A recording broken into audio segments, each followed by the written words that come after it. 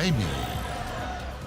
¿Cómo están ustedes? Bienvenidos a la revisión de las noticias en este día martes. Vamos de inmediato a ver lo que está pasando en distintos puntos. Estamos desplegados, siguen siendo días tremendamente noticiosos. Hay muchas informaciones relevantes, sobre todo en torno al coronavirus, que vamos a estar profundizando. Siguen los controles porque continúa el toque de queda, continúa también la cuarentena en varias comunas, la mayoría de la región metropolitana, pero lamentablemente, de todas maneras, la afluencia de público, de gente en las calles no ha bajado todo lo que uno quisiera. Vamos a estar hablando de todo aquello, contándoles y actualizando también las últimas cifras que no son para nada alentadoras. Y claro, les decía yo que a pesar de la extensión de la cuarentena y también el llamado a permanecer en casa, las autoridades han detectado un alza en el uso del transporte público en el Gran Santiago durante los últimos 7 días. Esto se ha podido apreciar en el número de validaciones y el aumento además del flujo vehicular, tanto en el metro, en buses, en Metrotren y en el Tren Nos.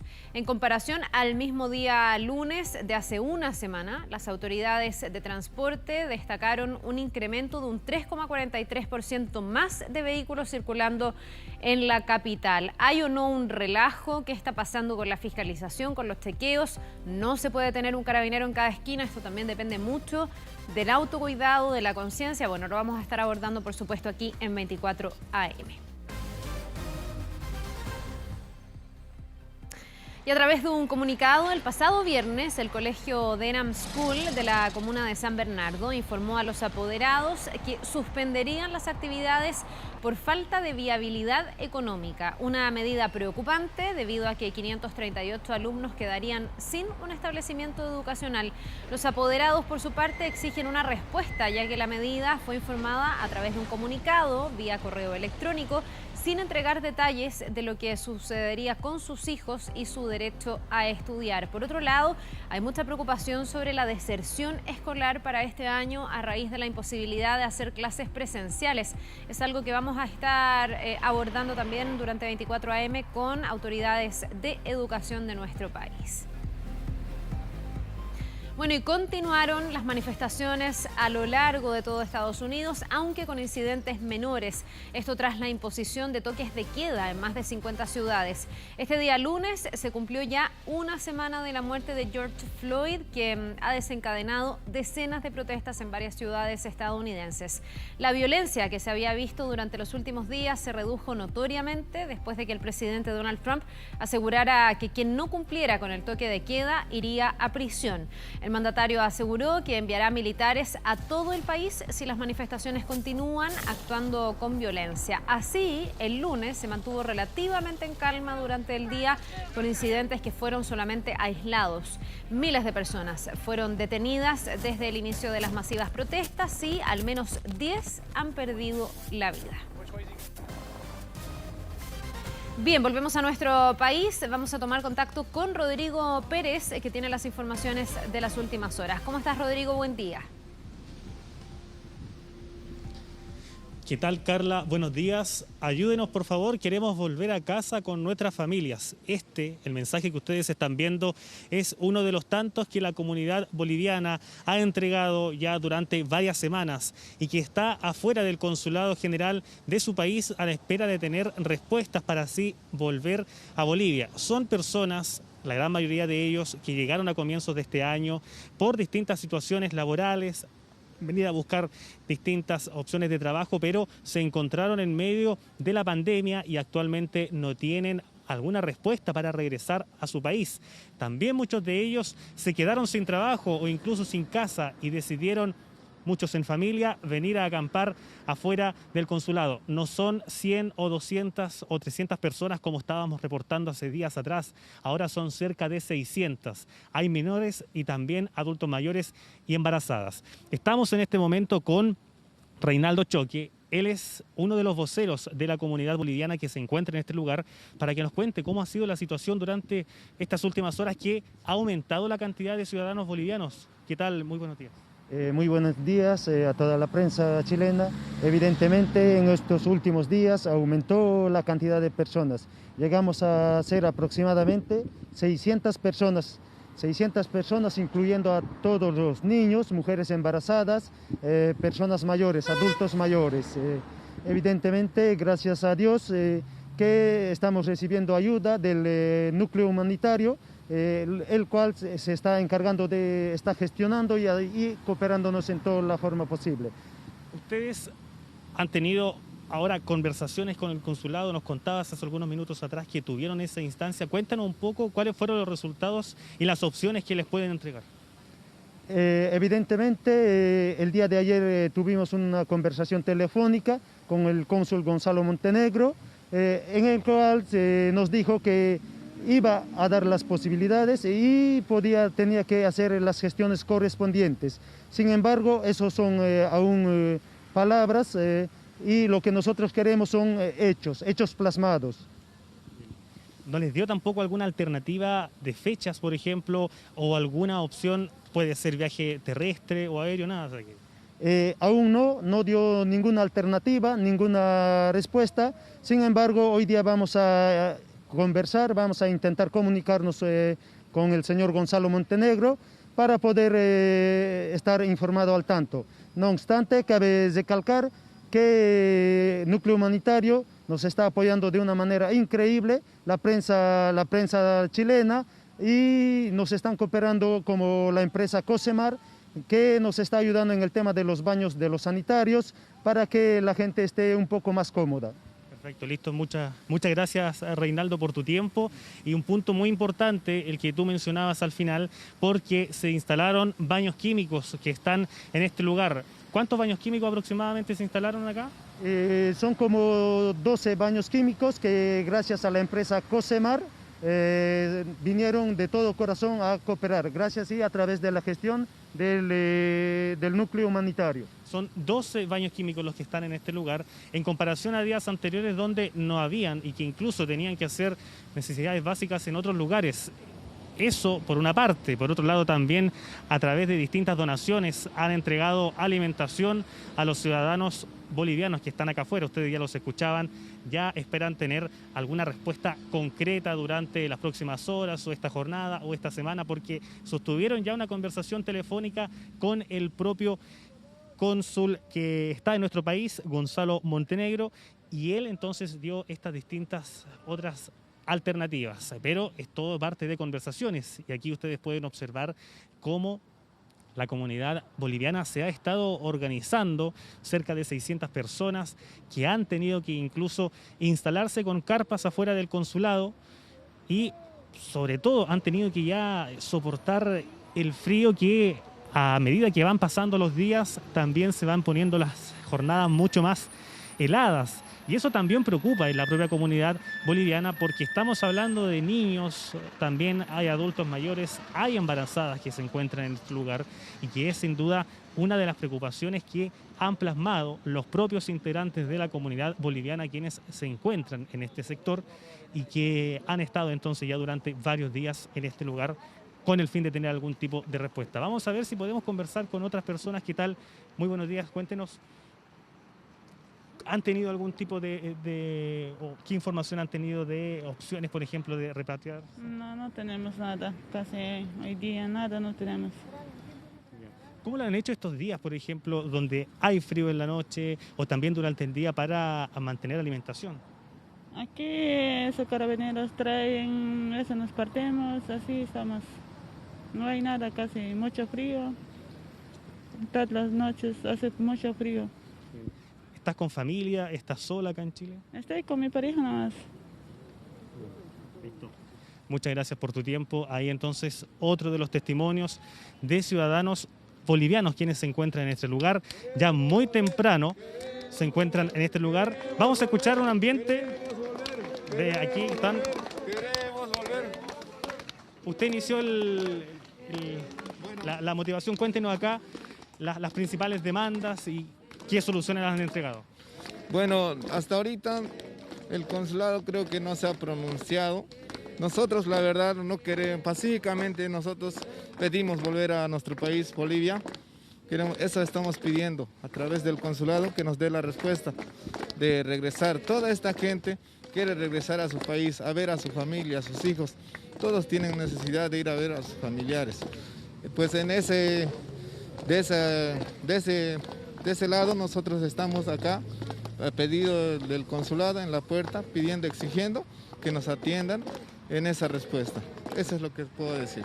Perfecto, listo, muy amable. Ahí está entonces el testimonio de otra de las personas, ciudadanos bolivianos, quienes se encuentran aquí afuera y ustedes los escuchan. Ellos quieren volver a su país, ya llevan, no solamente aquí en Bolivia, también la situación ha estado en Colombia, en la embajada o el consulado de Perú, en Venezuela, donde hace algunos días también habían ciudadanos, y justamente vamos a hablar ahora de la comunidad venezolana, que durante estos últimos días ha estado afectada porque se encuentran varados, pero también están con mucha preocupación porque hubo un ciudadano venezolano quien murió la tarde de este lunes en el Liceo Alessandri, que está ubicado en la comuna de Providencia. Este liceo funciona como albergue para los ciudadanos de ese país que están varados aquí en Chile, y esta persona, este ciudadano venezolano, quien perdió la vida, hasta el momento no se ha podido confirmar que haya tenido coronavirus, pero la información que hay hasta el momento es que se mantuvo cerca de 4 días con fiebre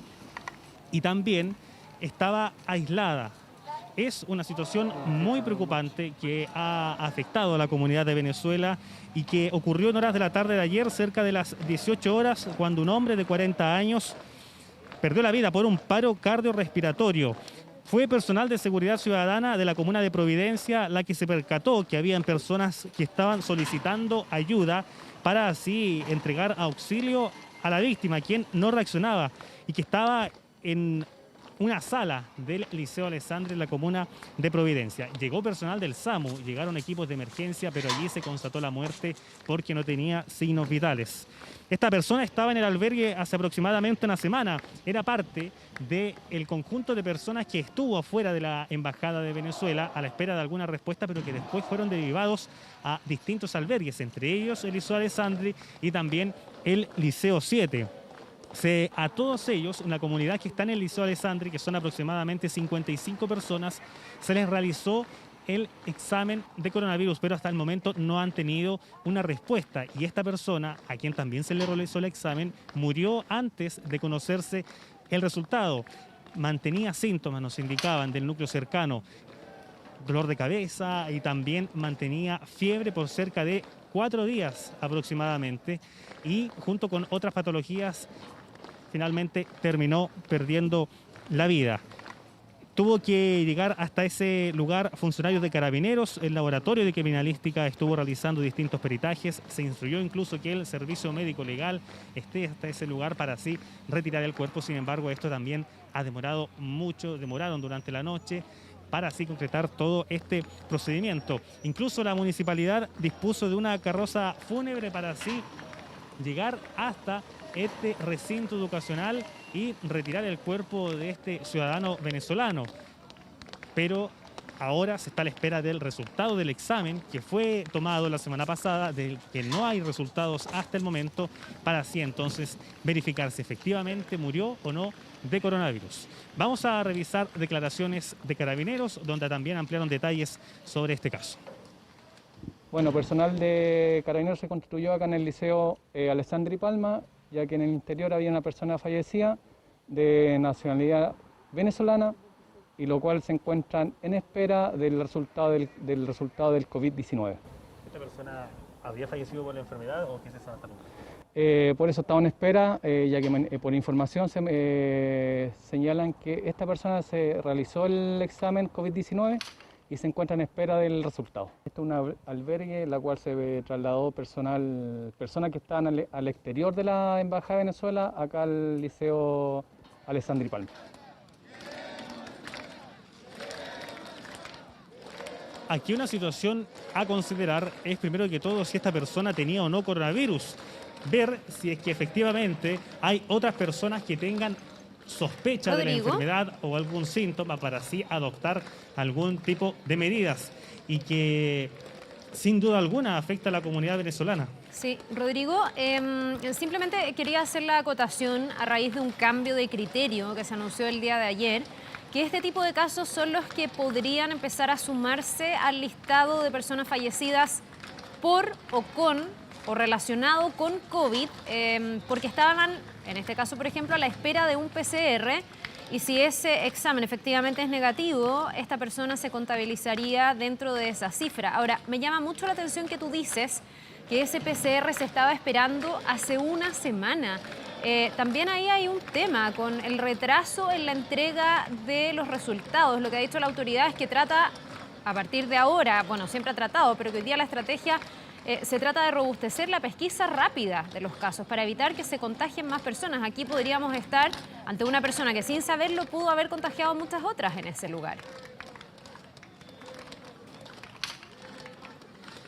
Sí, sin duda alguna que eso es también parte de los distintos protocolos. Se mantenía aislado la información que nosotros mantenemos. Carabineros también nos indicó la información que ellos conocían de la muerte de esta persona, pero también reconocían que no tenían mucha claridad o mucha información en detalle del estado, por ejemplo, de otras personas. También, si por ejemplo mantiene familia o también es una persona que vive sola o que vivía sola en nuestro país, son detalles que van a ser también fundamentales, pero sobre todo para ver el protocolo, si se cumplió, cómo fue esa realización, para de alguna manera también determinar la muerte de esta persona. Ahora, la vinculación de coronavirus, nos indicaban que tenía síntomas, pero sin duda alguna que es una situación muy, pero muy preocupante para la comunidad venezolana, quienes han tenido que estar durante todos estos días, estas semanas, incluso afuera de su embajada a la espera de algún tipo de respuesta,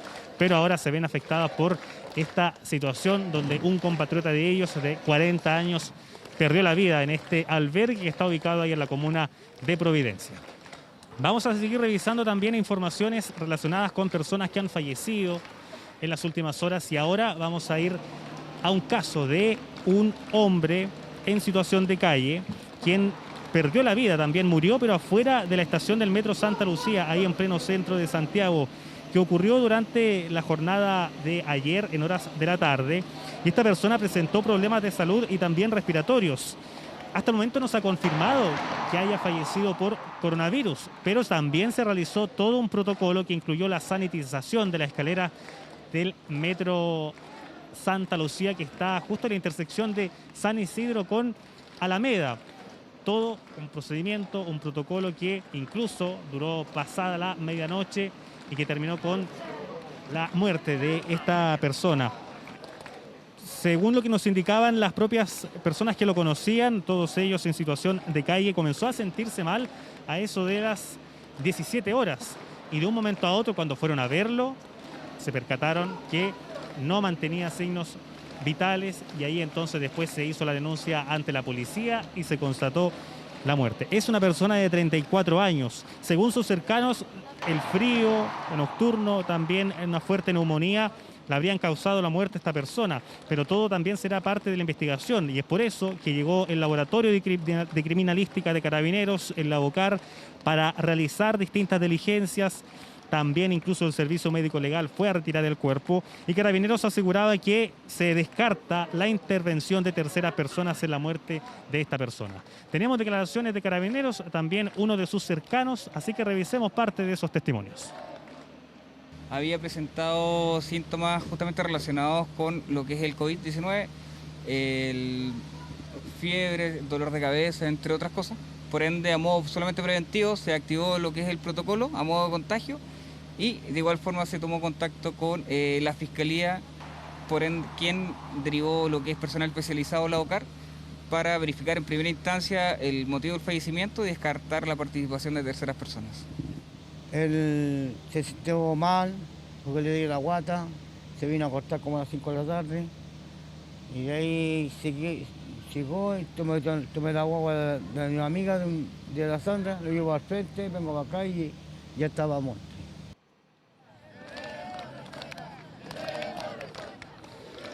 Compleja, lamentable situación que afectó entonces ahí en pleno centro de Santiago.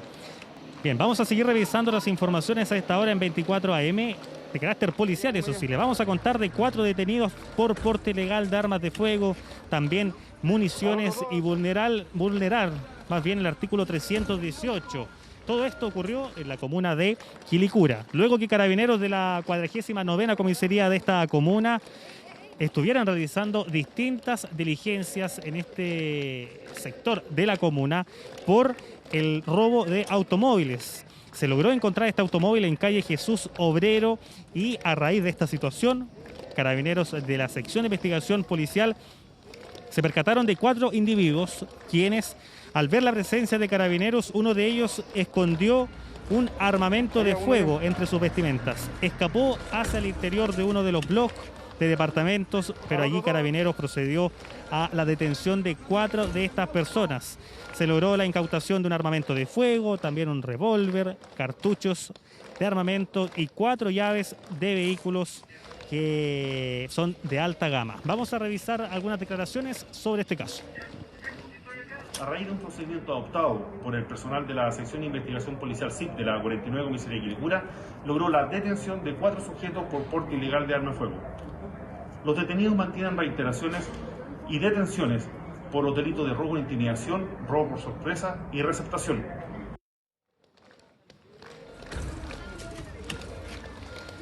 Detenidos con 27, 24, 23 y 16 años que van a enfrentar la justicia. Bien, parte entonces de las últimas informaciones. Nosotros regresamos a la comuna de Providencia, afuera del Consulado General de Bolivia.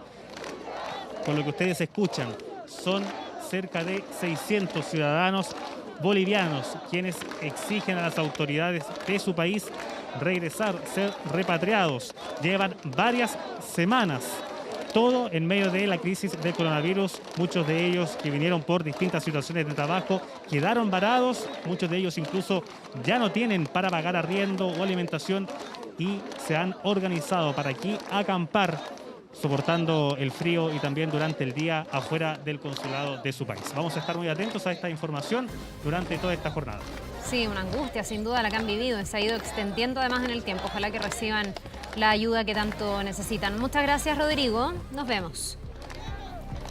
Bien, hablemos de la situación que estamos viviendo. 5.471 nuevos contagios por COVID-19. Eso se confirmó el día de ayer en el último informe de la autoridad sanitaria sobre el avance del coronavirus en nuestro país, elevando la cifra total a más de 100.000 contagiados desde el inicio de la pandemia. La autoridad anunció cambios en la forma de contabilizar las víctimas. Ya algo estábamos diciendo de esto y también en las cuarentenas. Vamos con Andrea Pino, que nos va a contar más detalles. Hola, Andrea.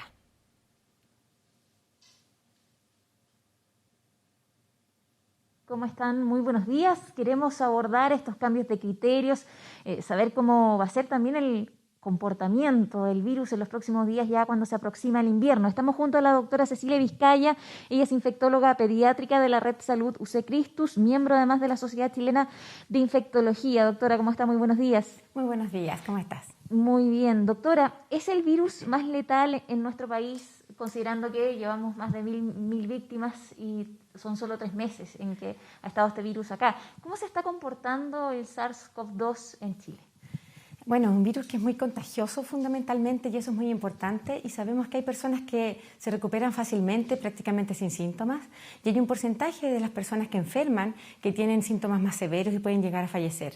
La mortalidad que hemos tenido en nuestro país es bastante baja comparado con otros países, lo que no significa que cada una de esas muertes sea muy importante y que 1.000 personas hayan fallecido es muy relevante porque no tenemos en general fallecidos en ese número por una patología, ¿cierto? Considerando que son 3 meses, ¿es un virus que es más letal que, por ejemplo, la influenza o el VIH?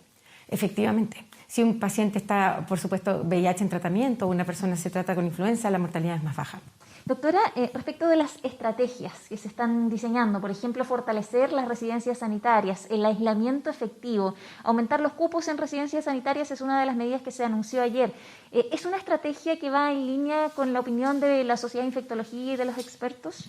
Sí, por supuesto. El tener residencias sanitarias permite que las personas sean cuidadas de mejor manera, por un lado, y además separadas del grupo.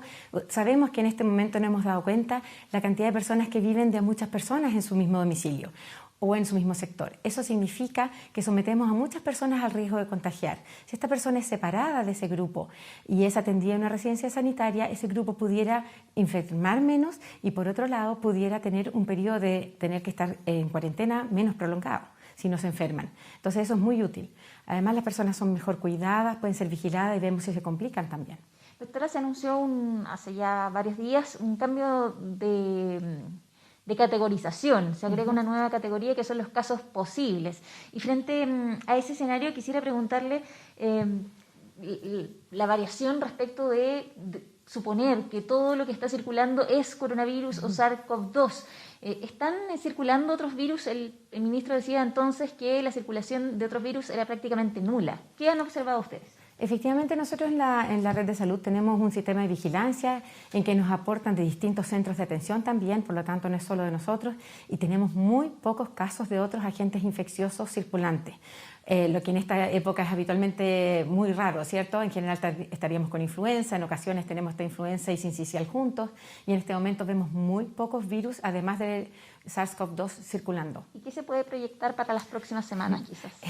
Es difícil hacerlo, pero esperamos que se mantenga de la misma manera siempre y cuando no existan cambios desde el punto de vista de las asistencias a las cunas y jardines infantiles, colegios. Esos son los focos principales de transmisión de estos virus que son diferentes, ¿cierto? Entonces, si seguimos en esta situación, esperamos que se mantenga igual, debido a que en los meses más fríos es más frecuente que se transmitan, por un lado, y si tenemos ambas infecciones, SARS-CoV-2 y BRS o influenza juntos, nuestro sistema de salud se va a ver demasiado presionado, como está ahora. Doctora, ha habido un cambio de criterios respecto de las cuarentenas. Ante un PCR negativo, una persona puede retomar sus funciones, o al menos así hay un decreto que lo indica. Y además se reducen los días de cuarentena a 10 en los casos positivos con síntomas leves. ¿Cuál es la recomendación a las personas que ante un contacto estrecho y un examen negativo puedan quizás igual guardar una cuarentena, o quizás ante un caso positivo con síntomas leves también pudieran cumplir los 14 días? ¿Cuál es la recomendación a las personas? Mira, la recomendación que nosotros hacemos es prolongar las cuarentenas hasta 14 días. Ahora bien, yo sé que el Ministerio ha hecho estos cambios, particularmente basado en un estudio en que se ha visto que después del 9º día de síntomas o desde el inicio de los síntomas, el paciente ya no excreta virus viable, no hay en los cultivos no aparece. Estos son estudios, ¿cierto? Son en grupos pequeños, entonces por mayor seguridad nosotros recomendamos lo de mantener 14 días, que es lo que se recomienda en forma internacional más frecuentemente. Actualmente estamos en cuarentena total en Santiago, por ejemplo, y si es así, efectivamente una persona al tiempo que esté, ojalá se quede en su casa durante más tiempo, porque nos va a ayudar a todos a estar más seguros. Eso es un caso ideal de que puedan hacerlo. Hay muchas personas que no, quizás deberían revisar nuevamente el criterio. Hay situaciones distintas y eso es complejo, ¿cierto? Hay algunas discrepancias en este punto. Pero, por ejemplo, en personal de salud es relevante estar seguros que no transmitamos la enfermedad. Y hay distintas situaciones en que uno quisiera irse más por el lado más seguro, ¿te fijas? Doctora, respecto de posibles terapias, se están probando diferentes alternativas. Una de ellas es la ivermectina, esta terapia que se está intentando, probando. ¿Cómo observa la Sociedad de Infectología el uso de este medicamento? Al igual que otros medicamentos que se han ido probando desde que empezó la pandemia, ¿cierto? Necesitamos urgentes terapias que nos ayuden a disminuir la mortalidad, disminuir el tiempo de enfermedad de los pacientes, las secuelas. Entonces hemos probado distintas alternativas. Dentro de las alternativas que se están probando, ustedes recuerdan la hidroxicloroquina, por ejemplo, que inicialmente la gente fue a comprarla a las farmacias, resulta que ahora estamos recomendando no usarla por los riesgos, los pacientes mueren más si lo utilizan. Por lo tanto, es importante hacer estudios grandes para poder asegurar una terapia. La ivermectina está en la misma situación que estuvo la hidroxicloroquina al comienzo. Se ha visto que in vitro disminuye la multiplicación del virus, pero no sabemos qué pasa en humanos y solo debe ser utilizada en estudios clínicos, deben ser observados, hospitalizados los pacientes. Y a propósito de estudios, doctora, ¿qué pasa con las vacunas? ¿Ha cambiado en algo en el escenario con los estudios que hemos ido conociendo? ¿Se podrían reducir los plazos para una vacuna? Las vacunas, la parte positiva del área de las vacunas es que estamos todo el mundo interesados en conseguir una muy buena vacuna, ¿cierto? Y rápido. Por lo tanto, hay más de 100, hay 160 y tantas vacunas en camino. Estas vacunas deben ser seguras y efectivas. Y por eso el tiempo mínimo de prueba de una vacuna antes de un año es muy difícil que logremos tener resultados de ese tipo. En general se demoran más tiempo incluso. Y después de eso, que confirmemos que la vacuna es segura y efectiva, vamos a tener que hacer una cantidad de vacunas suficiente para todo el mundo. Se podrán imaginar que no tenemos antes de por lo menos 2 años en pensar en tener algún tipo de protección desde ese punto de vista. Bien, doctora, muchísimas gracias. Queda tiempo entonces para seguir conviviendo con el SARS-CoV-2. COP2 y hay cambios de criterios. También se lo preguntábamos a la doctora respecto de cuarentenas. Vamos a ver probablemente una mayor cifra de fallecidos en los próximos días a propósito de este cambio de metodología. Y sobre el cambio de criterio de las cuarentenas vamos a ver qué resuelve finalmente la autoridad cuando hay opiniones discrepantes entre, por ejemplo, la Sociedad de Infectología, también el Colegio Médico, que ha expresado opiniones diferentes, y también el Consejo Asesor. Así que vamos a ver si esas medidas se revisan y se corrigen en el futuro. Sí, pues y que se llegue a una postura más única, más consensuada, para que no haya confusión entre la ciudadanía, que al final es lo más relevante, que sea una señal bien clara y potente. Muchas gracias a la doctora, gracias a ti también, Andrea, que les vaya bien. Buen día. Bueno, vamos a otro tema que viene tan aparejado con lo que estamos viviendo. Hay que remontarse varias décadas al pasado para encontrar una cifra económica tan mala como la que entregó ayer el Banco Central. La economía se contrajo en abril un 14,1%, muy por sobre las expectativas. Es la caída más pronunciada desde que el Banco Central lleva registros mensuales, esto es desde 1986. Para que se haga una idea, en un mes perdimos lo crecido en 7 años. Vamos a ver todos los detalles. Hace semanas que el Hotel Plaza Ñuñoa está con la cortina abajo, con las puertas cerradas y de brazos cruzados está uno de sus dueños, Hugo Córdoba. Si la cantidad de reservas disminuyó tras el estallido social, la crisis por la pandemia lo obligó a cerrar temporalmente. Seguir subsistiendo se hace cada vez más difícil. Nosotros teníamos una proyección de reservas para el año 2020, aproximadamente un 75% de ocupación en promedio, y que las cancelaron todas. 0% ocupación, ni siquiera hay llamadas telefónicas para hacer reserva, ni nuestras vías de reservas a través de portales internacionales tampoco. 38 habitaciones de este hotel completamente vacías y que refleja la caída de la actividad económica del mes de abril, que registró una contracción histórica del 14,1%, una cifra nunca antes vista desde que se realiza la medición del IMASEC, o sea, desde 1986. La producción de nuestra economía se encuentra en los niveles de abril de 2013, es decir, hace 7 años atrás. Lo que ha sucedido es que por las medidas sanitarias, de cuarentenas preventivas, entre otras, la verdad es que la economía está funcionando a mitad de capacidad. Y bien lo sabe Hugo, porque su sector, el de la hotelería, fue uno de los más golpeados, con este IMASEC disminuyendo en un 90% las ocupaciones. Lo sigue el rubro de la construcción, con un 60% menos de transacciones, y el comercio, que disminuyó en un 45,9% sus ventas. Y hace necesario de parte de las autoridades una ayuda consistente que permita sacarnos del pesimismo con que nuestros empresarios están viendo la apertura después de la pandemia. ¿Cómo superar el pesimismo? ¿Cómo seguir funcionando al 100% en condiciones donde la demanda de servicios es cada vez menos por los efectos de la pandemia? Hay que reinventarse, hay que seguir luchando. Los trabajadores tienen bastante temor, tienen miedo que lleguemos a cerrar. Normalmente trabajamos 20 personas. Ahora vemos 6. Amer Hawe, dueño del restaurante árabe Los Sabores de Milady en Recoleta, se esfuerza cada día por reconvertir su negocio para no tener que cerrar las puertas de su emprendimiento. Para eso implementó el servicio de delivery e incluso construyó un pequeño puesto de verduras en el frontis del local para los vecinos del lugar. Todo para tratar de obtener dinero extra, porque las ventas han disminuido notablemente. Él me provee lo que es el zapallo italiano y la berenjena. Normalmente, un ejemplo, los días viernes le compraba 1000 zapallos para el fin de semana y hoy en día le estoy comprando 200 zapallos para el fin de semana. Han caído como un 90% las ventas. Situación que corrobora David, este proveedor de verduras de La Vega, que trabaja con diversos restaurantes de la región metropolitana. Tenemos varios restaurantes aquí en Santiago y de un 100%, 10% estamos entregando. Realidades presentes en el IMASEC de abril, un desplome económico que fue comentado por el presidente Piñera. La pandemia de la recesión mundial están golpeando las economías del mundo entero y también la nuestra. Tenemos que levantar la vista a fortalecer la capacidad de nuestra economía de reactivarse. Un IMASEC de abril que superó cualquier expectativa, porque si en marzo el índice mensual de actividad económica se contrajo en un 3,1%, en abril el desplome del 14,1% se debió en parte a las medidas adoptadas para contener el coronavirus. Como se prevé el IMASEC de mayo, entonces, En mayo deberíamos tener una contracción más o menos similar y hay actividades que no pueden descender mucho más allá, por ejemplo en los sectores del turismo, el alojamiento turístico. Por lo tanto, la caída del indicador debería estar nuevamente en torno al 15-16% para ese mes. Los expertos señalan que el 2020 podría terminar con un crecimiento negativo, por ende hacen un llamado a las autoridades a tomar cartas en el asunto y algunos a poner énfasis, por ejemplo, en la idea del subsidio al desempleo, propuestas para aliviar la difícil situación que muchos chilenos están pasando debido a la pandemia del coronavirus. Otra preocupación adicional, dos crisis que van en paralelo, la sanitaria y también la económica. Nos vamos a ir a una pausa, son las 7 de la mañana con 34 minutos. Ahí está el tiempo hasta ahora, 8.4, una mañana fresca y el día va a estar bien heladito, 16 de máxima. Debería ya estarse acercando algo de lluvia. Le vamos a preguntar a Iván Torres en un ratito más. Vamos y estamos de inmediato de regreso.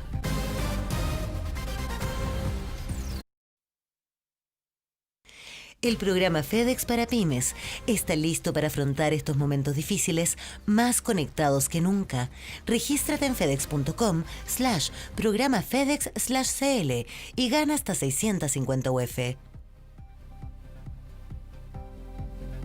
El gobierno anunció que va a apelar a la decisión de los tribunales de dejar en libertad a los detenidos por realizar una fiesta durante el fin de semana en Santiago. Varios alcaldes cuestionaron el criterio que están teniendo algunos jueces para aplicar o no sanciones a quienes ponen en peligro la salud pública. Desde que comenzó esta emergencia se ha detenido a más de 26.000 personas por esta infracción. Irresponsabilidad. Egoísmo. Imprudencia.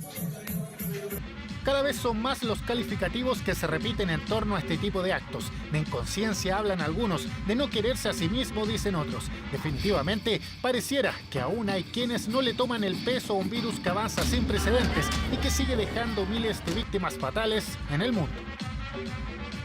Todo lo que no se debe hacer en un solo lugar. Este fin de semana no fue la excepción.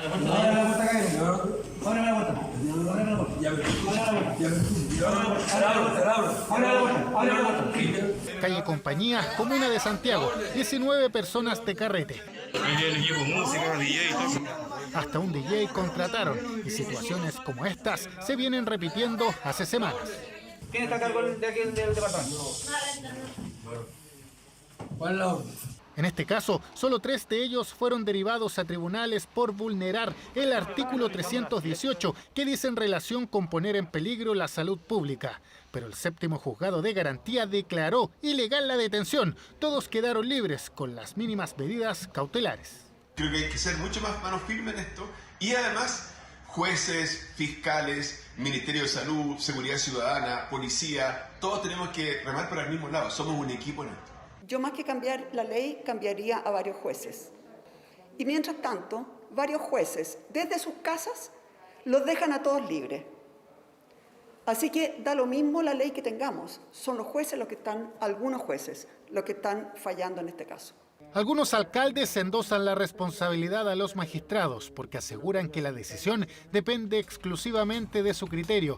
Aseveran que en muchos casos hay fiestas donde no se han identificado personas contagiadas por coronavirus y que por eso, a pesar de la cuarentena o el toque de queda, finalmente han quedado sin sanción porque hay jueces que interpretan que no se ha infringido la ley. Para entendidos en la materia, ante estas situaciones es necesario que haya uniformidad de criterio en el Poder Judicial.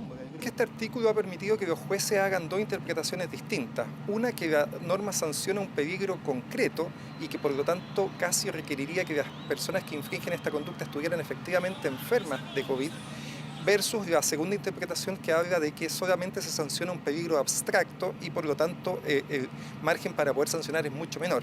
El ex fiscal Gajardo explica que no existe transversalidad. Asegura que algunos casos han dejado en evidencia que los jueces actúan de distinta manera a la hora de tomar una decisión y que eso provoca una incerteza jurídica. Sería deseable que a través de las funciones que tienen los tribunales hubiera una interpretación uniforme, de tal manera que en definitiva lo que sucediera en estos hechos no terminara transformando la justicia en una tómbola que tu sanción termina dependiendo de qué juez te toca en la audiencia. Solo de domingo a lunes hubo un total de 1.347 detenidos. 630 de ellos fueron por infringir la cuarentena sanitaria. Desde el 22 de marzo a la fecha existe un total de 26.299 infracciones al artículo 318. Dentro de este último ítem están contempladas las fiestas clandestinas y también otro tipo de actos que ponen en riesgo la salud de terceros. Solo hace algunos días, un ciudadano peruano fue detenido por organizar una fiesta clandestina, pero el tribunal lo dejó en libertad y el gobierno tomó la decisión de revocar su permiso de residencia en Chile y dispuso su abandono del país. Ahora, con el caso de la fiesta en Santiago Centro, nuevamente discrepan de la decisión tomada por el tribunal y anuncian que apelarán. Las señales de todas las autoridades públicas tienen que ser muy claras. No compartimos la resolución del tribunal, nosotros creemos que Carabineros actuó adecuadamente, actuó en flagrancia frente a una denuncia de los vecinos, frente a un hecho que claramente no cumple con las medidas dispuestas por la autoridad sanitaria y por lo tanto apelaremos a esa resolución. Nos comunicamos con el Poder Judicial, pero no quisieron referirse al tema. Reuniones sociales en cuarentena total y en toque de queda. Se siguen repitiendo estos episodios. Ponerle freno es la tarea. Denunciar piden las autoridades. Más aún cuando el país atraviesa un delicado momento sanitario. Bien, vamos a una situación bien delicada. Los alumnos del Colegio Denham de San Bernardo viven una situación que es realmente compleja. Hoy están sin clases, el establecimiento cerró sus plataformas y suspendió las clases, argumentando alta morosidad en el pago de las mensualidades por parte de los apoderados. ¿Qué va a pasar con estos más de 500 estudiantes y sus familias? Vamos a conversarlo con Bárbara Soto, Seremi de Educación Metropolitana. Muchísimas gracias por este contacto y muy buenos días. Bien, estamos ahí con un problema en el audio, Seremi. Vamos a ver si podemos ajustar porque no la estamos escuchando, pero la verdad es que hay mucha preocupación en estas familias que recibieron simplemente, según dicen, esta notificación a través de un correo electrónico. Sí, ahí la estamos escuchando. A ver, ¿cómo está? Buen día. Buenos días, Carla, ¿qué tal? Saludos ahí a todos. Sí, ahí escuchamos perfecto. Seremi, bueno, preguntarle cuál es la situación de este colegio, qué información han recibido ustedes y la mirada que tienen, porque aquí hay más de 500 familias que están muy preocupadas. ¿Se quedan sin clases? ¿Puede de golpe y porrazo cerrarse un colegio en las condiciones actuales? Sí, hay una cosa bien importante y la sostenedora me pidió recalcarlo mucho porque hemos estado mucho en contacto con ella, con los profesores, con los apoderados, y es que esto es una suspensión temporal del servicio porque se tuvo que acoger a la ley de protección para poder pagarle este mes a los colaboradores, porque este mes no le daba para pagarle, lleva 2 meses resistiendo un gran porcentaje de apoderados que no ha pagado la mensualidad y eso ha significado que el establecimiento no puede continuar. Pero bueno, esto nos enteramos el viernes en la noche, el sábado nos pusimos a trabajar en esto, la misma alcaldesa de San Bernardo nos envió el caso muy preocupada, así que el sábado empezamos a trabajar, hablamos con los apoderados, yo creo que siempre es importante hablar con todos los actores y descubrimos cuando empezamos a hablar con todos los actores que había un común muy claro y era que tenían muchísimo cariño por el proyecto, que todos consideraban que era un proyecto único, distinto, que esta suspensión provocaba que todo el mundo creyera que se cerraba el colegio, generó angustia. Entonces yo dije, bueno, acá vamos a hacer una reunión de mediación entre todos que no había ocurrido y que finalmente ayer descubrimos que aquí hubo un problema de comunicación y cada uno de los actores hizo su mea culpa. Y nos reunimos con todos los actores y la verdad es que acá tenemos una comunidad que quiere mucho su proyecto, por lo tanto tenemos profesores dispuestos a bajar su sueldo, tenemos una sostenedora dispuesta, por supuesto, a recibir menos mensualidad de los apoderados y tenemos apoderados dispuestos a hacer todo tipo de actividades para ayudar a los que no pueden pagar. Sí, pero el colegio hasta ahora lo que dice es que está prácticamente al borde de la inviabilidad porque en el fondo no está recibiendo los pagos, tiene un 58% de mora. ¿Qué garantías hay? Porque en el caso de los colegios privados de pronto hay muchísima independencia, entonces ¿cómo esas familias tienen la certeza de que pasado el tiempo no se va a terminar cerrando igual este colegio? ¿Cómo ustedes como autoridad garantizan el derecho a la educación en estos casos de los colegios privados? A ver, acá hay dos cosas. Nosotros tenemos que garantizar, como usted muy bien dice, el derecho a la educación de todos los niños, independiente de si son de colegio privado, municipal o subvencionado. Entonces, en el caso de que un colegio cerrara, que no creo que es este caso, porque tengo mucha esperanza, que en el caso de que eso pasara, nosotros debemos encontrar matrícula para todos esos niños, y esa es una tranquilidad que le di a los apoderados. O sea, todo el que quiera cambiarse de establecimiento, que lo necesite, nosotros podemos hacerlo. Hay distintas opciones, hay colegios que nos han llamado para recibir a los niños, la alcaldesa ha puesto a disposición el poco matrículas que le quedan, estamos buscando por todas partes para tener este plan B. Pero lo que sí yo creo que es importante recalcar desde la sinceridad es que este colegio nunca ha pensado en cerrar, nunca. Es un proyecto, una pyme familiar, que es el sueño de su sostenedora, que siempre ha querido tener este colegio, y ella tiene fe de que esto no vaya a pasar. ¿Seremi? Sí. Sí, pero más allá de la esperanza que uno pueda tener y que ojalá sea así, sí, ¿qué va a pasar en este y otros colegios donde efectivamente las familias están con muchos problemas para pagar? Y no por un problema de voluntad, es porque están perdiendo sus trabajos, porque hemos visto las cifras económicas que son súper preocupantes. Entonces también esas familias dicen, yo quiero pagar el colegio de mis hijos, pero ya no me da. Y por otro lado, el colegio puede decir, lo que pasa es que se me hace inviable el proyecto, no me puedo acoger a la ley de protección al empleo porque si no tengo que dejar que los profesores y todos los colaboradores no trabajen, por lo tanto no ofrezco el servicio, pero tampoco sé cómo seguir adelante si no cuento con el dinero. ¿Qué se va a hacer en esos casos? Debe haber muchos otros colegios pasando por situaciones similares. Sí, de hecho, el ministro nos ha pedido levantar todo tipo de casos similar. Estamos llamando ya a todos los colegios para saber cómo están, cuál es la situación. Nosotros estamos siempre en contacto con ellos, y una de las cosas que se está haciendo es justamente establecer que en el FOGAPE exista la posibilidad de que los colegios, incluso subvencionados, que hoy todos son subfundaciones, por lo tanto no pueden tener la opción de crédito, se está trabajando para que ellos tengan la opción de crédito. Esa es una de las opciones, Carla, pero en general lo que está pasando en los colegios es que se está llegando a acuerdos, y en general esto pasa cuando los colegios transparentan sus gastos, y hay un grupo de apoderados que está haciendo un esfuerzo extra y está apoyando al resto. Hay otros colegios que están haciendo fondos solidarios, hay colegios que llegaron a acuerdo de rebajar algunos la matrícula y algunos no, la mensualidad, y otros no. Hay otros que están haciendo actividades, o sea, la verdad es que más allá de cualquier cosa que pueda haber pasado respecto a esto de las actividades para financiar colegios, hoy estamos en una situación extraordinaria, perdón la majadera, pero se necesitan soluciones extraordinarias, y la verdad es que las comunidades lo están haciendo. Sí, pero Seremi, entonces nosotros estamos... Sí. Yo me pregunto, no sé si en este colegio hay un centro de padres, por ejemplo, sí. ¿Por qué los papás recién se enteran a través de un correo electrónico cuando la situación es tan insostenible al punto que muchos creen que el colegio se va a cerrar?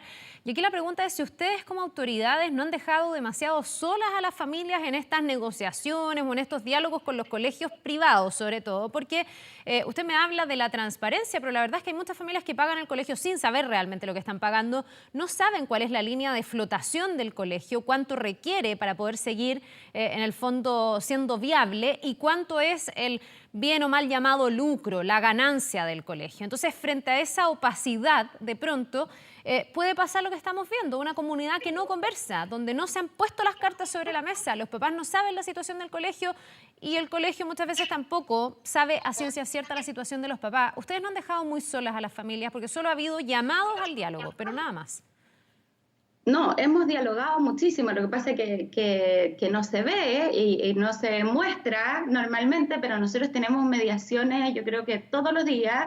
Estamos muy en comunicación con los establecimientos, con los colegios particulares. Hasta ahora, hasta hace 2 años atrás, no había mucha relación desde el ministerio. Hoy hay muchísima relación, lo pueden decir los colegios ellos mismos, y estamos muy conectados tratando de ayudar. Lo que pasa es que también nosotros como ministerio tenemos que entender y aceptar que acá hay una relación contractual entre privados. Entonces, nuestra acción es de mediación para que esto pueda seguir funcionando, porque acá se necesita de todo, sí. Claro, es que ahí va mi punto. Cuando yo digo solo diálogo, no quiero decir que dialogar no sea relevante. Lo que yo digo es si no debiese la autoridad tener más facultades para exigirle a los colegios que transparenten sus situaciones frente a las familias, para que no haya 500 familias que se enteran de un día para otro a través de un correo que el colegio está en problemas financieros y que eventualmente, ojalá que eso no pase, pudiera cerrar. Estoy no solo diciendo el llamado a la buena voluntad, sino que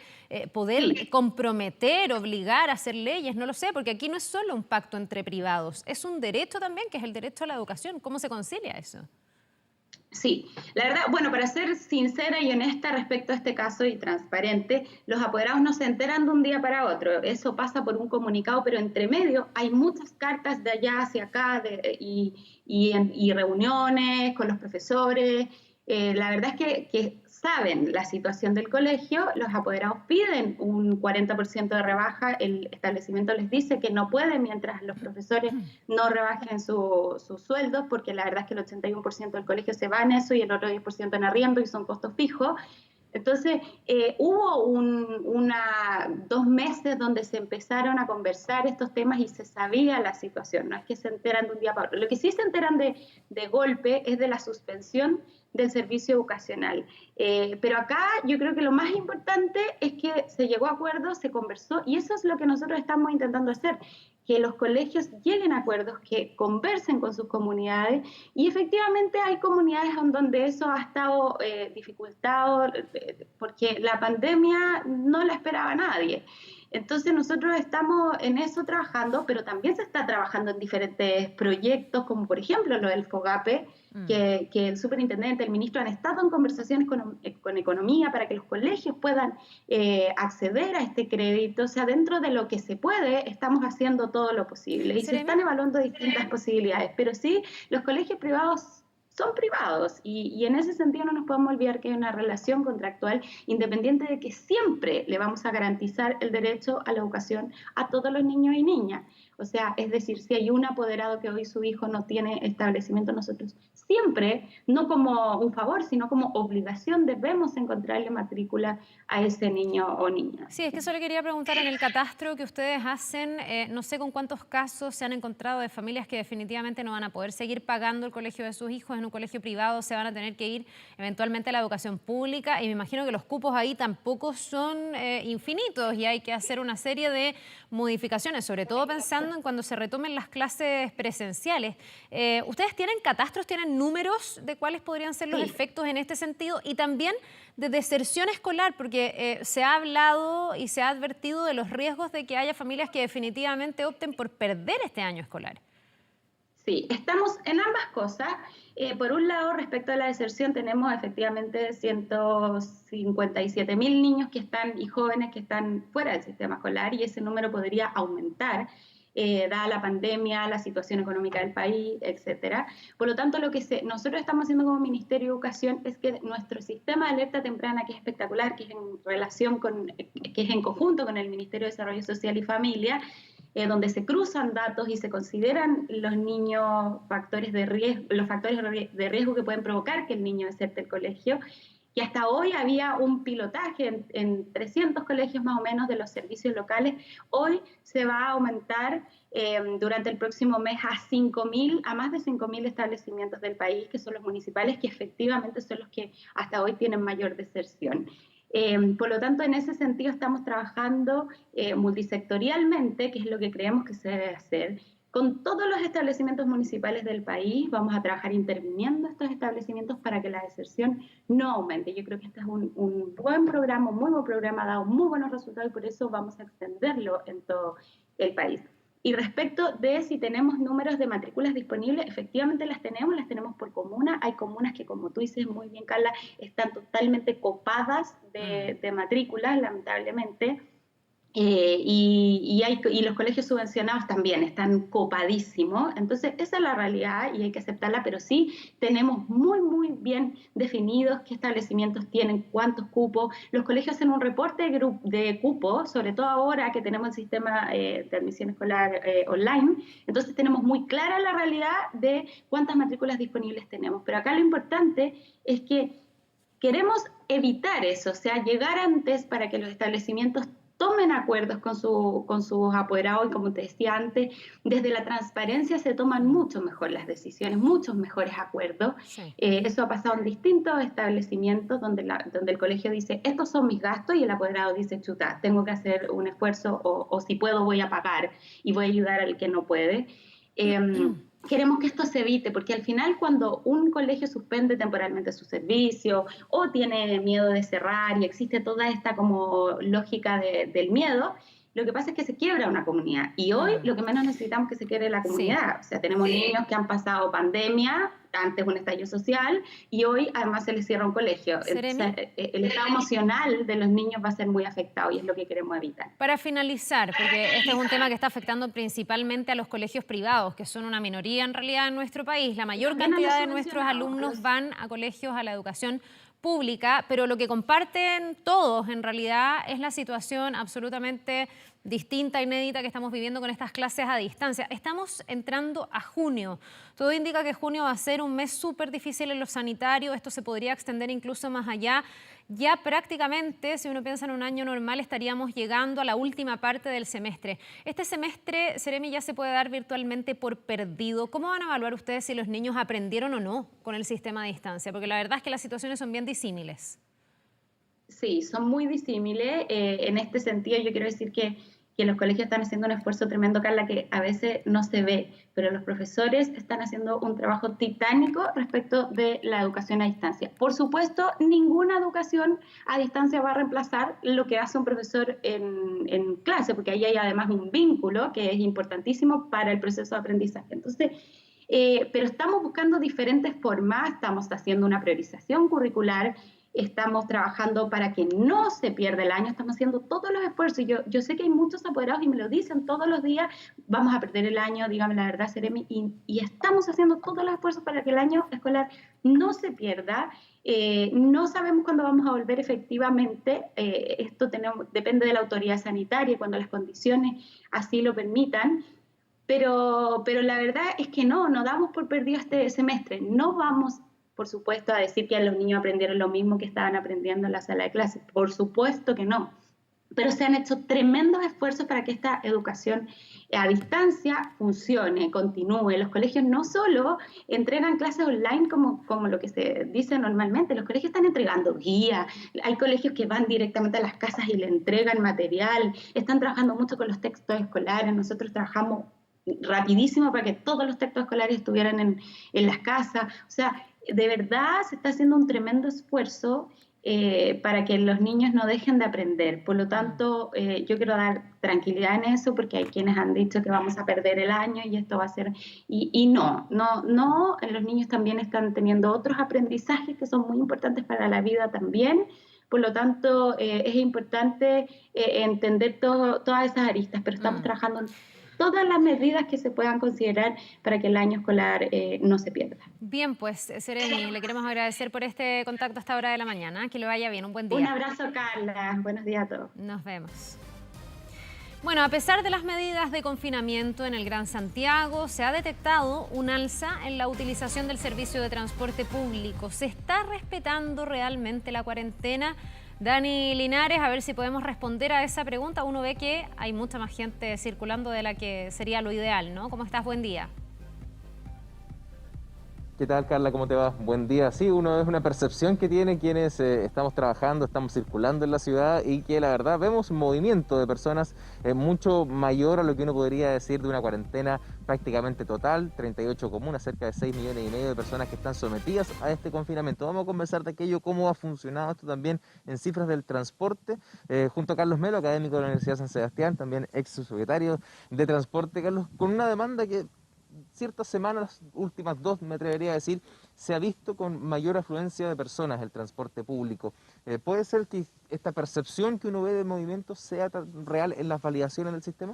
Mira, efectivamente cuando uno observa las validaciones del sistema, se puede ver que desde que se inició la crisis sanitaria, estas se han reducido más o menos entre un 85% en la mayor reducción a un 65-70%. ¿Ya? En las últimas semanas se observa un cierto rebote, pero manteniéndose dentro de este margen. Y ese rebote se aprecia sobre todo concentrado en validaciones que se efectúan en los sectores obviamente de menores ingresos, donde sostener la cuarentena por tanto tiempo se les hace difícil. Eso es consistente también con otros datos que se han observado, por ejemplo, al analizar la información de los teléfonos celulares. Cuando uno revisa esa información, también se observa que existe una cierta dispersión respecto a dónde la gente puede quedarse en la casa y dónde no puede hacerlo, que está muy correlacionada con las condiciones socioeconómicas de cada comuna. En ese sentido, a través de la geolocalización que tienen los teléfonos, se puede evidenciar que en el sector oriente o otro tipo de comunas hay menor movimiento en comparación a lo que ocurre, por ejemplo, al sur de la región metropolitana, al sector poniente. Claro, efectivamente eso es posible de evidenciar. Aquellas comunas de mayores ingresos, uno observa que hay un menor movimiento. Finalmente son personas que pueden mantenerse en su hogar, realizar labores de teletrabajo, por ejemplo. En cambio, en las comunas donde los niveles de ingresos son menores, se observa una mayor actividad. Cuando uno ve la información de los teléfonos celulares, los niveles de actividad sí son mayores que las validaciones de transporte público, y eso también te da una referencia importante. En general, las personas de mayores ingresos utilizan el automóvil, por ejemplo, como alternativa para moverse, y uno ahí observa que las caídas no son del 85 al 65%, sino que en los extremos llegan a 60% en la movilidad en general. Pero hay comunas donde esas caídas alcanzan niveles del 35 o 40%. Entonces, claramente hay gente que está saliendo a la calle, que por la necesidad finalmente de conseguir su sustento tiene que salir, y para eso se desplaza en diferentes modos de transporte. Lo mencionas también, hay una participación importante del automóvil en el movimiento de la ciudad. Se aprecia también mucho vehículo transitando, sobre todo por grandes avenidas. Ahí la cantidad de porcentaje baja bastante de la demanda, digamos, de la ciudad, del movimiento que existe. En torno a que uno podría decir que quienes salen en el automóvil, podría hacer una lógica que no requeriría tanta necesidad de salir a la calle a buscar trabajo. Sí, finalmente hay un fenómeno que de cierta forma se anulan, dos fenómenos que se anulan. Porque el automóvil en general, a mayor nivel socioeconómico, hay mayor uso del automóvil. Pero por otro lado, el automóvil hoy día brinda un espacio seguro. De hecho, las proyecciones que se hacen para un retorno seguro en el transporte hablan de un aumento en el uso de los transportes individuales, y el automóvil es uno de esos. Entonces esa seguridad que te brinda el automóvil de cierta forma se anula con este hecho de que el automóvil es un medio de transporte que utilizan personas de mayores ingresos, pero efectivamente uno ve niveles de uso mayores a los que se ven en el transporte público, en torno al 60 o más porcentaje de uso efectivo del automóvil. Yendo a la seguridad del transporte, ¿no?, de quienes hoy necesitan salir a la calle por razones laborales, por razones económicas, un transporte que funciona con una flota de temporada de verano un poco más reforzada, 5.000 buses. ¿Se hace necesario aumentar esa flota para darle finalmente el espacio a las personas que hoy necesitan salir a la calle? Mira, en general, la flota que hoy día está operando el transporte público, cerca de 5.000 buses, y las frecuencias con las que Metro opera son frecuencias mucho mayores proporcionalmente a la rebaja de demanda que hemos tenido. No hay una rebaja de la oferta del 80% o del 70%, la rebaja es apenas un 20%, es una rebaja bastante acotada. Y eso habla de que se ha hecho un esfuerzo porque el sistema se mantenga funcionando en las condiciones más normales posibles para tratar de brindar estos espacios de transporte seguro a las personas en los diferentes modos de transporte público. Sin embargo, si esto lo proyectamos hacia el futuro, hacia un retorno más intenso de las actividades, claramente en las horas punta el sistema no está en condiciones de brindar un espacio de seguridad, tratando de respetar 1 metro cuadrado por pasajero o medidas similares. Entonces, pero en ese plazo es difícil aumentar la flota. Ya las flotas en general, para generar aumento en las flotas de buses o en las flotas de metro, pueden pasar años entre que tú mandas a hacer flota y esa flota está incorporada al sistema.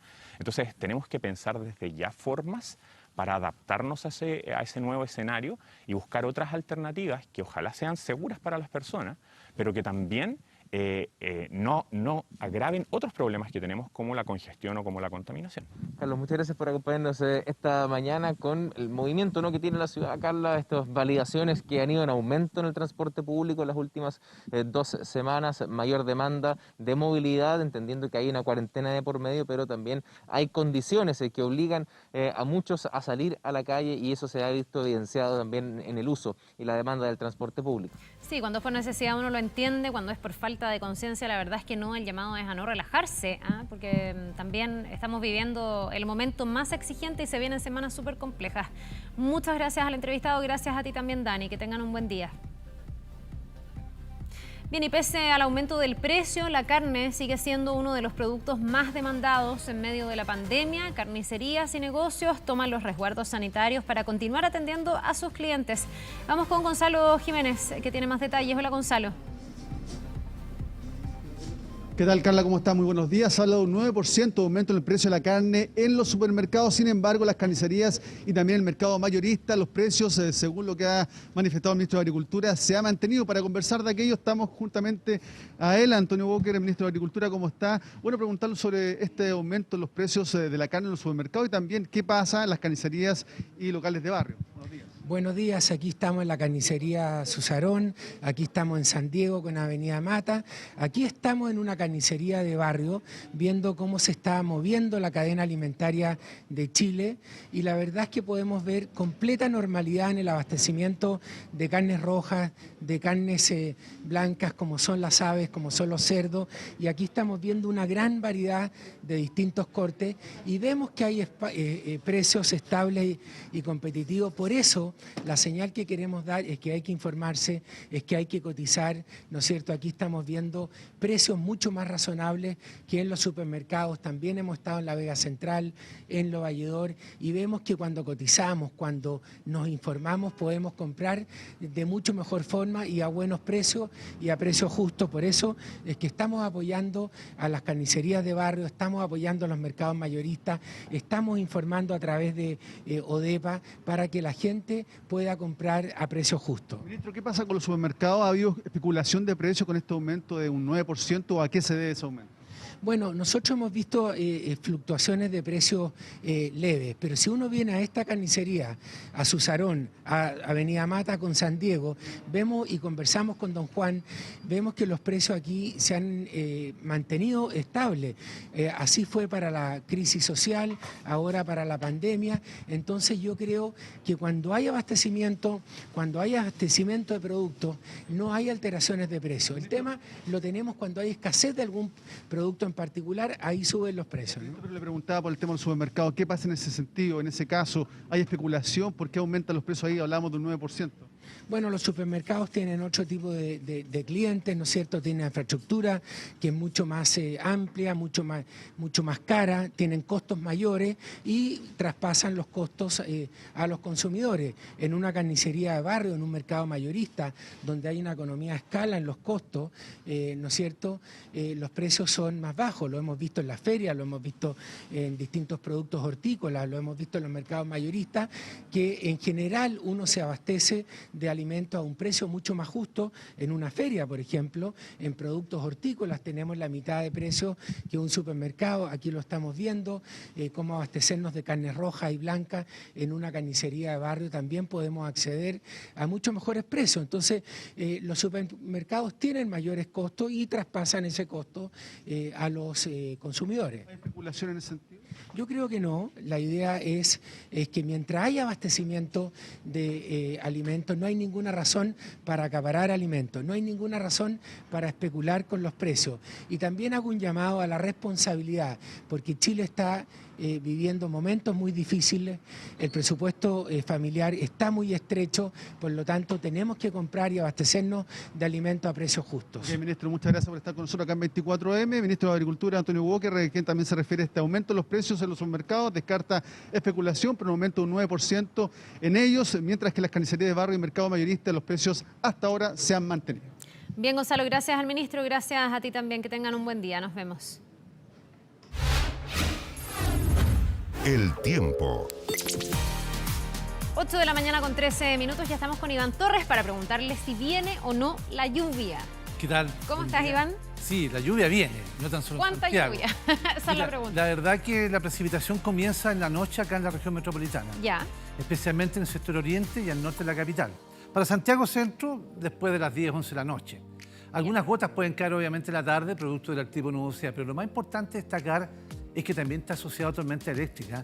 La situación obviamente de este sistema frontal, que es extenso pero muy delgado, es que la masa de aire es muy inestable.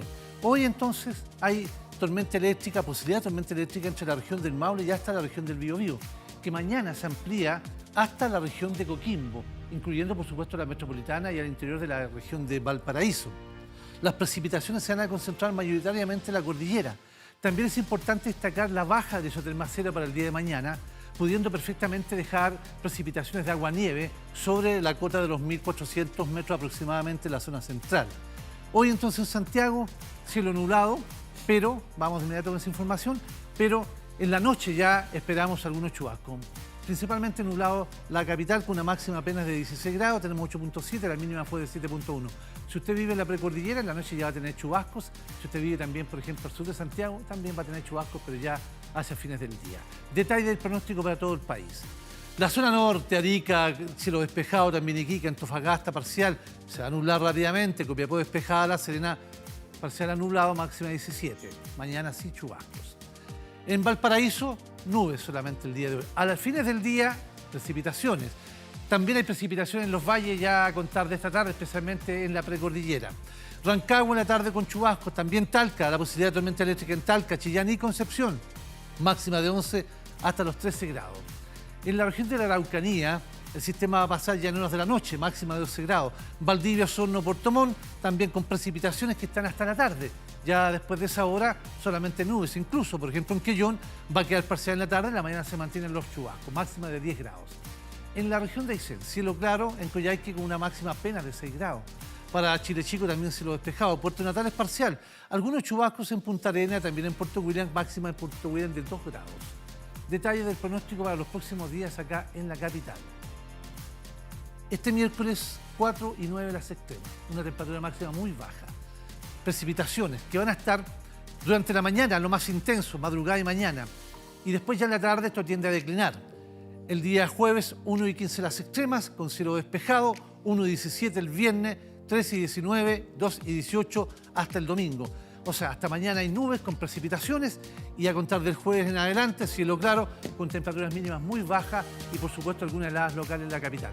Las lluvias acá en Santiago comienzan en la noche, especialmente en la precordillera y hacia el norte de Santiago. Bien, pues Iván, nos vamos a quedar bien atentos a ver cuando ya empiece a caer. La cantidad de agua no es despreciable, considerando el débito. Yo creo que en el fondo es la lluvia por el momento más intensa que vamos a tener, entre comillas. Sí, ya. Podemos llegar hasta los 17, 18 milímetros en la precordillera y entre 3 hasta 12 milímetros en el centro de Santiago. Ya, en contexto de sequía y como estamos, sí, eso es importante. Bastante bueno. Gracias, Iván. Bueno, buen día. Que te vaya bien, nos vemos. Internacional. Bien, vamos a ver qué ha ocurrido en el exterior. Tomamos contacto con Ignacio Martirene, que nos va a contar todos los detalles. Hola, Nacho.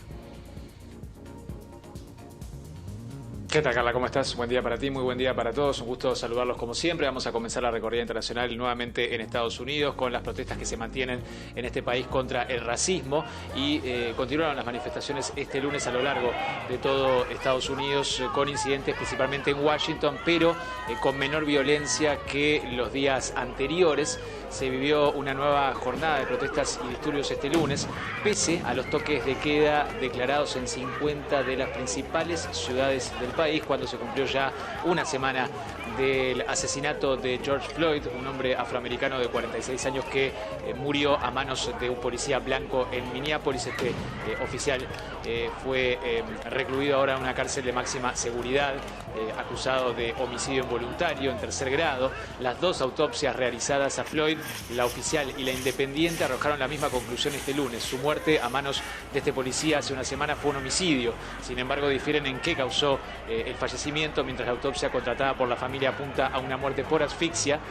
La del forense del condado habla de un paro cardiorrespiratorio ocurrido mientras lo inmovilizaban. Recordemos que Floyd murió después que el policía Derek Chauvin le pusiera la rodilla en el cuello durante más de 8 minutos cuando fue detenido en Minneapolis la semana pasada. Este lunes, como mencionaba, las protestas siguieron por 7º día consecutivo, pero la violencia que se había visto antes se redujo pese a algunos enfrentamientos que estamos repasando entre las fuerzas de seguridad y manifestantes. El presidente Donald Trump aseguró que quien no cumpla con el toque de queda irá a prisión.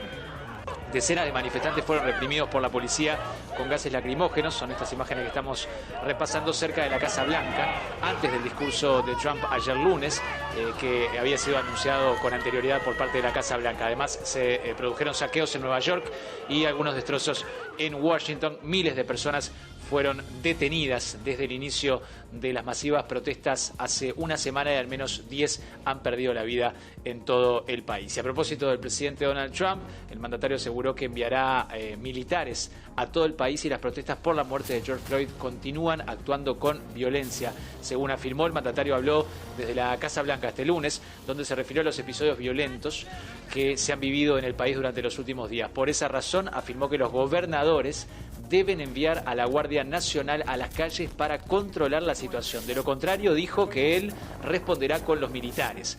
Después de su discurso, Trump sorprendió saliendo de la Casa Blanca y caminando por el perímetro de seguridad, el mismo que el día anterior había sido sobrepasado por cientos de manifestantes, y luego posó con una Biblia en la mano junto a la histórica iglesia de San Juan, localizada en las cercanías de la Casa Blanca, momentos después de que la zona fuera despejada por la policía con el uso de gases lacrimógenos contra una manifestación por la muerte de George Floyd. Repasamos las declaraciones de Donald Trump.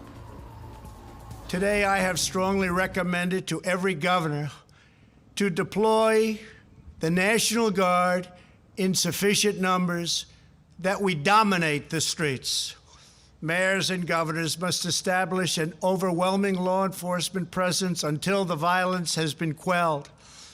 If a city or state refuses to take the actions that are necessary to defend the life and property of their residents, then I will deploy the United States military and quickly solve the problem for them.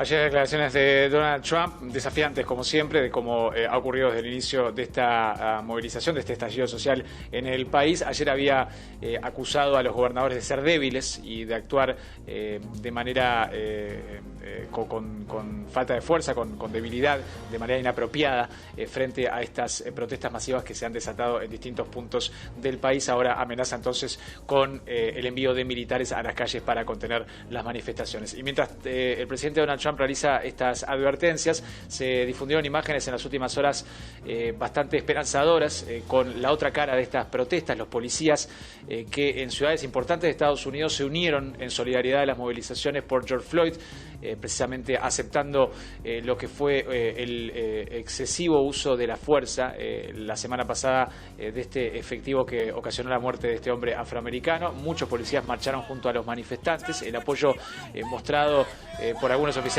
en Nueva Jersey, en Camden, en Ferguson, en Missouri, en Flint, Michigan, que son estas imágenes que estamos repasando, recibió elogios en redes sociales después que estallaran estas violentas protestas y saqueos tras el asesinato de Floyd en Minneapolis el lunes de la semana pasada. El sheriff de Michigan, Chris Swanson, que estamos viendo en imágenes, se unió a un grupo de manifestantes en una movilización pacífica siendo aplaudido por la gente. También hubo imágenes de policías que se arrodillaron para mostrar su respeto y su repudio al fallecimiento por asfixia de George Floyd y su respeto a sus familiares en homenaje a la muerte de Floyd. Ante la actitud de la policía de Michigan, en particular los manifestantes que llegaron al lugar se sentaron también en el piso como gesto de paz y después conversaron con algunos de los uniformados, también se abrazaron y luego caminaron todos juntos en esta caravana en solidaridad por la muerte de George Floyd y contra el racismo en Estados Unidos. Una situación que se mantiene por estas horas en el país, la tensión y que bueno, veremos cómo avanza a lo largo de esta jornada y después por el resto de la semana, si se mantienen las protestas violentas, los enfrentamientos, los saqueos que lo que hacen es empañar muchas veces el foco de la demanda social, que es la lucha contra el racismo en este país. Cuando ocurren incidentes violentos, enfrentamientos o saqueos, la atención se desvía y bueno, se genera toda esta tensión y estos enfrentamientos públicos, estas amenazas por parte del gobierno con el uso de la fuerza militar en las calles de Estados Unidos. Vamos a avanzar ahora a lo que tiene que ver con la pandemia del coronavirus en el mundo y en relación también con la postura norteamericana, porque la OMS indicó que espera que su cooperación con el gobierno estadounidense continúe pese al anuncio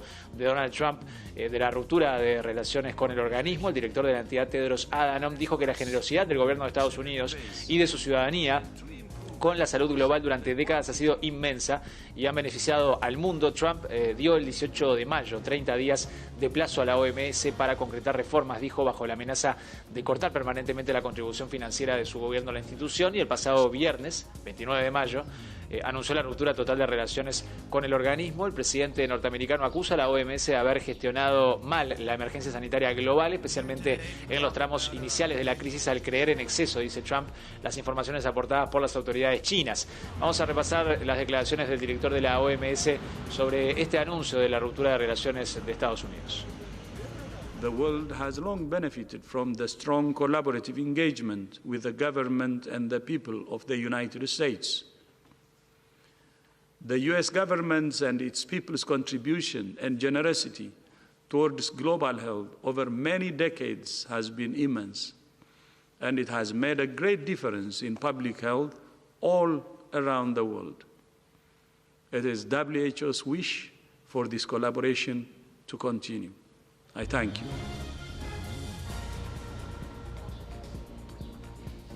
Y a propósito del anuncio de Trump la semana pasada, Rusia, la Unión Europea, China también, entre otros, lamentaron la decisión del gobierno estadounidense de cortar las relaciones con la Organización Mundial de la Salud, sobre todo en plena pandemia por coronavirus que está atravesando el mundo, y Estados Unidos es el país más afectado. Y esto para la OMS podría suponer la pérdida de un 15% de sus fondos presupuestarios. El organismo ya ha iniciado otras gestiones para recibir fondos y aportes de privados, donaciones a través de una fundación que fue anunciada la semana pasada. Venimos ahora a la región y principalmente con lo que está ocurriendo en Brasil, que es lo que causa más preocupación por la pandemia, con casi 30.000 fallecidos y más de 500.000 de contagiados. El gigante sudamericano comenzó este lunes su reapertura parcial. Preocupado por una recesión que se prevé histórica en el país, Brasil comenzó la desescalada de las medidas de confinamiento en varias de las regiones más azotadas por el coronavirus. El país segundo del mundo en cuanto al número de casos, con casi 515.000 contagiados, y cuarto en los fallecidos, con casi 30.000 muertes.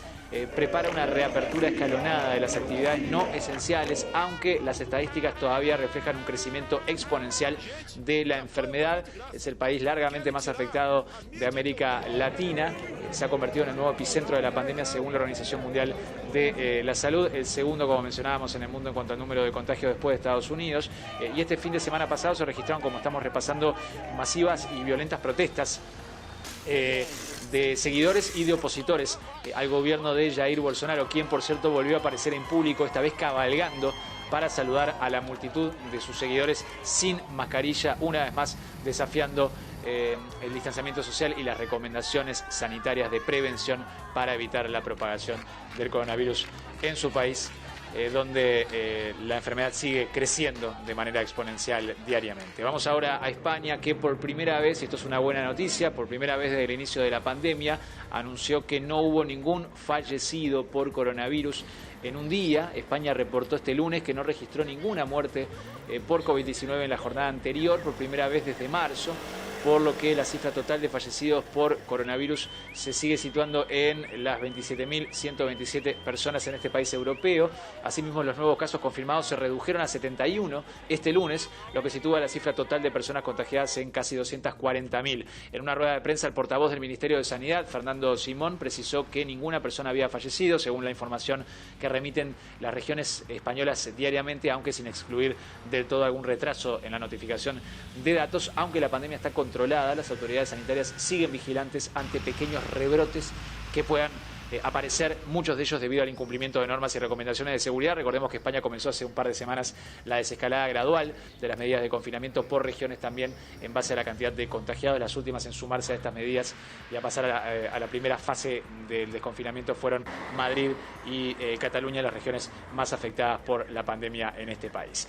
Y vamos ahora a El Salvador con otro tema. Al menos 15 personas murieron en ese país a raíz del paso de la tormenta tropical Amanda en las últimas horas. Según el reporte oficial, más de 18.000 familias se han visto afectadas por la tormenta y más de 2.000 personas han tenido que ser evacuadas a albergues. El fenómeno obligó a las autoridades a declarar el estado de emergencia en todo El Salvador a raíz de estas lluvias torrenciales provocadas por la tormenta tropical. Los estragos causados por el paso de Amanda se agregan a los ya provocados por la pandemia de coronavirus en este país centroamericano. Tras su paso por El Salvador, la tormenta tropical avanzó ya degradada hacia Guatemala y se dirigió al sureste mexicano, donde también se espera que deje lluvias torrenciales y cause varios daños. Cerramos con esta información, Carla. Bien, muchísimas gracias, Nacho. Que tengas un buen día. Nos reencontramos en Canal 24 Horas en un ratito más. De nada, igual. Nos vemos. Son las 8 de la mañana con 20. A mi papá a cambiarse a un plan Claro Max. Viejo, por 10.990 tienes 30 gigas, más minutos y redes sociales libres. Y si me compartí unos 15 gigas, yo veo mi serie en el celu y te dejo la tele grande para ti. Pasando. Y lo mejor es que hacemos el cambio sin salir. Buena, ¿no? Sigamos en casa, sigamos conectados. Claro, lo bueno de cambiar.